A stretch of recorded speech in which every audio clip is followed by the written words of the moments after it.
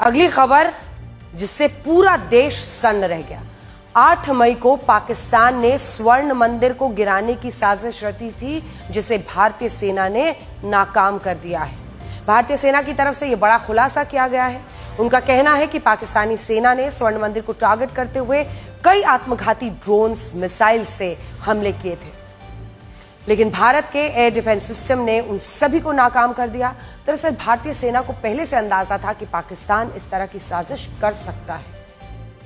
भारत के खिलाफ साजिश रचने के दौरान कई बार ऐसे मौके आए जब पाकिस्तान ने भारत में सिखों को भारतीय सेना के खिलाफ भड़काने की कोशिश की।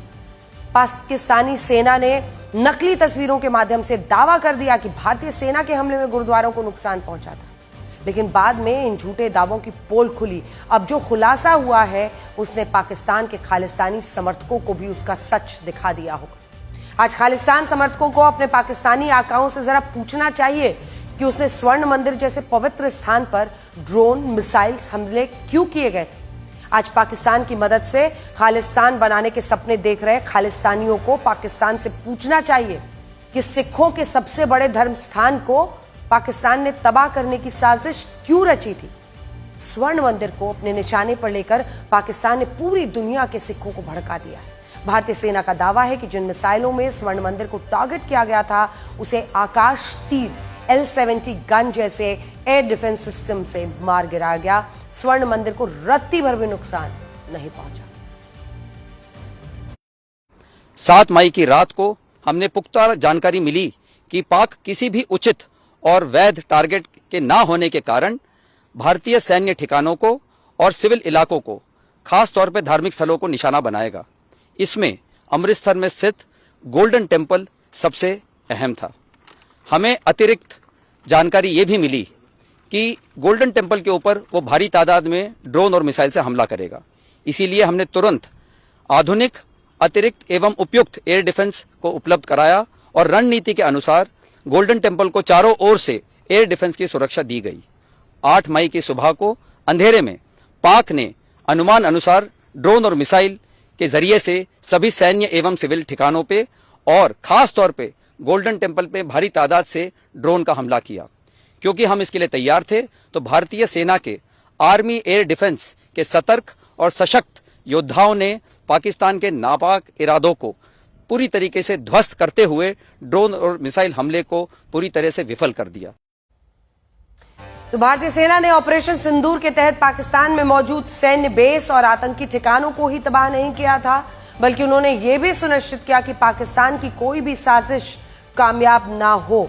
और ये बहुत बड़ी बात है, क्योंकि स्वर्ण मंदिर को बचाने में हम कामयाब रहे। जम्मू और पंजाब सीमा इस पूरे माहौल में सबसे ज्यादा संवेदनशील बनी रही। हम आपके लिए वहीं से एक स्पेशल रिपोर्ट लेकर आए हैं, जिसमें आपको भारतीय सेना की वो शक्ति दिखेगी जिसने भारतीयों को गौरवान्वित किया, पाकिस्तानियों को दहशत से भर दिया।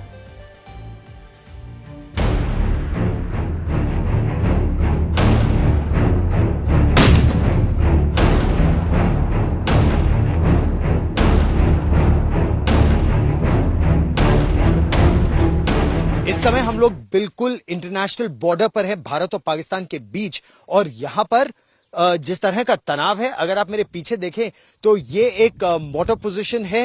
यहां पर इन्फेंट्री मोटर्स सेना के तैनात है। क्या टारगेट किया था आपने और किस तरह का नुकसान सरहद के उस पार हुआ? जब दुश्मन की पोस्टों से हमारे पर फायर आया और हमने उन्हीं पोस्टों पर अपनी इन्फेंट्री मोटर से भारी तादाद में फायर गिराया और उनको मिट्टी में मिला दिया। ये हमारा प्रशिक्षण का बहुत बड़ा हिस्सा है, जिसको हम शांति काल के दौरान बहुत ध्यान पूर्वक इस चीज को फॉलो करते हैं। और जब शूट एंड स्कूट का मतलब ही यही है कि इससे पहले दुश्मन आप पे रिटेलिएट कर पाए, आपकी पोजीशन पे इफेक्टिव काउंटर फायर कर पाए, चाहे वो किसी भी माध्यम से हो, उससे पहले ही हम वहां से पोजीशन बदल के, इनफैक्ट हम लोगों ने ये चीज इतने बढ़िया तरीके से करी कि दुश्मन का फायर आना तो दूर की बात थी, हम लोगों ने दूसरी पोजीशन बदलकर उन पे फिर फायर कर दिया और गोले दाग दिए। बजरंग बली की जय, बजरंग बली की जय, बजरंग बली की जय। हनुमान का हूँ प्यारे, हनुमान का हूं प्यारे हूं, ये राजपूत रेजिमेंट का मूल मंत्र, आदर्श वाक्य है।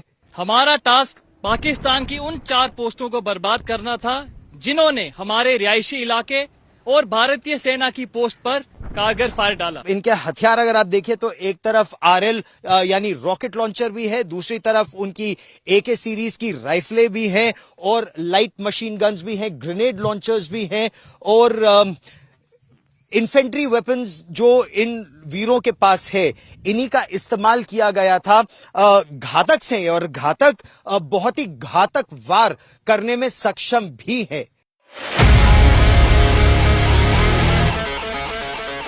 ऑपरेशन सिंदूर में जिस तरह से इंटरनेशनल बॉर्डर पर पाकिस्तान के एक के बाद एक पोस्ट तबाह किए गए, कहीं एंटी टैंक गाइडेड मिसाइल तो कहीं कार्ल गुस्ताफ रॉकेट लॉन्चर, और मेरे साथ इस समय वो वीर हैं जिन्होंने अपनी जान जोखिम में डालते हुए उन बंकर्स को बर्बाद किया। हमने लगातार दुश्मन को अपने फायर से अंगेज रखा। दुश्मन के कंक्रीट बैंकर से जो कि एचएमजी का फायर आ रहा था, उसको लूप होल से हमने टेलीस्कोप द्वारा देख के लूप होल के अंदर एक से एक लगातार राउंड डाले, जो कि दुश्मन की पोस्ट बर्बाद कर दी।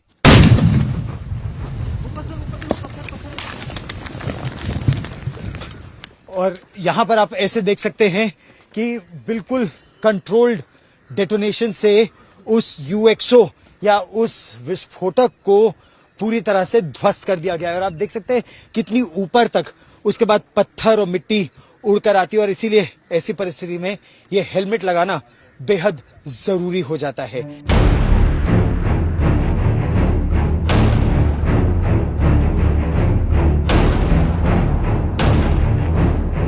इस समय हम लोग एक एलएसवी यानी लाइट स्पेशलिस्ट व्हीकल में हैं, इंटरनेशनल बॉर्डर के बेहद करीब, और इस तरह की गाड़ियां एक गेम चेंजर साबित हुई। ये मिसाइल फायर करने में सक्षम और बहुत तेजी से एक जगह से दूसरी जगह तक बख्तरबंद गाड़ियां हैं ये।